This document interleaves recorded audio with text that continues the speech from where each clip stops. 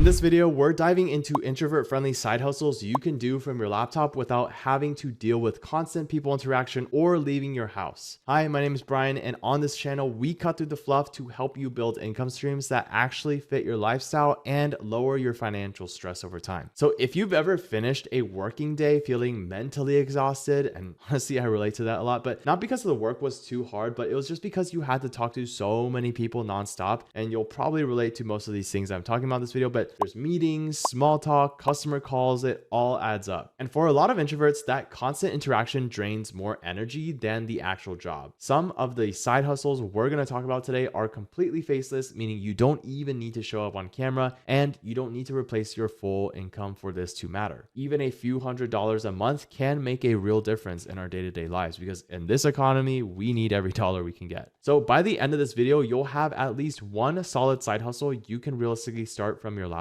Let's get into it. Now, side hustle number one is going to be blogging. And this is for those people who really enjoy writing and organizing your thoughts. Then blogging is going to be one of those introvert friendly side hustles out there that's going to be extremely paired well with your personality. You're simply creating content that answers questions people are already typing into Google. Now, for a while, the answer was no, but once a few posts started actually ranking, things slowly changed. Depending on the niche and the traffic, a blog can actually bring in a few $100s a month and sometimes a lot more. The best part is that many of these posts keep earning long after you've already written them. And again, blogging works well for introverts because it's quiet and flexible. Now, moving into side hustle number two, this is going to be freelance writing. If you like writing, but you don't want to build your own blog, like I mentioned earlier, then freelance writing is another solid option. Instead of selling yourself on video or hopping on calls all day, you're selling your ability to explain things clearly through your words. I remember my first freelance writing gig was creating a presentation for a kids camp, and it wasn't glamorous whatsoever, but getting paid $500 for writing was eye-opening for me, and it really just changed the perspective on this. It showed me that clear communication is a valuable skill set even in today's economy. Now, freelance writing can include blog posts, but it also extends to emails, website copy, and other internal documents. Now, side hustle number three is Etsy digital products, and selling digital products on Etsy is probably one of the lowest interaction side hustles out there because you simply just create something once, upload it, and Etsy handles the traffic, checkout, and delivery. And with this, there's no shipping boxes, no phone calls, and no awkward conversations. Now, digital products can be planners, templates, trackers, or guides. And if you enjoy organizing information or designing in Canva, this is a great fit. If you ever want more control beyond Etsy, platforms like Shopify can also be used to scale digital products. There are Etsy sellers selling simple planners, templates who quietly make a few hundred to, if not thousands of dollars a month. Now, side hustle number four is print on demand. And this print on demand thing is great if you like being creative, but you don't want to deal with inventory or shipping problems. Basically, you design products like shirts, hoodies, or mugs, and a third-party company prints and ships them when someone places an order. Now, once your listings are live, the system runs quietly in the background, and some sellers start on Etsy while others pair print on demand with Shopify for more control. Now, side hustle number five is a virtual assistant work, organized and detail-oriented, but you don't want to be on the phone all day long. And these tasks can include inbox management, scheduling, research, or behind the scenes support. And a lot of VA work is asynchronous, meaning that you're not expected to respond instantly or sit in meetings all day. So if you enjoy structure and calm work days, this can be a very sustainable side hustle. Now, moving into side hustle number six, online tutoring. Online tutoring works well if you enjoy explaining things one-on-one. You choose your hours, work from home, and focus on single students at the same time. It's structured, it's predictable, and often less draining than group sets. So if you've ever helped a friend understand something and enjoyed that moment, tutoring might be something right up your alley and you didn't even know about it. Now, side hustle number seven is affiliate marketing, and affiliate marketing lets you earn commissions by recommending products through content. This works especially well with blogs,